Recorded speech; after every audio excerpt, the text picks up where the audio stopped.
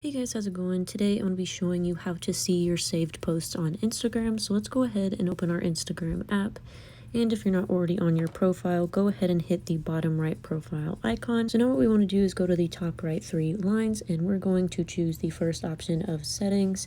And now what we want to do is we want to go down to third from the bottom and choose account. And the second option here is saved. Now this will actually come up with all the posts you have saved. If you're not sure if you have saved any posts, reels, or anything like that, if you choose one of these, then on the bottom right you will see that the bookmark icon is filled in. That means that you have saved it, and all of your saved posts will be in this little setting right here, and you can see all of them.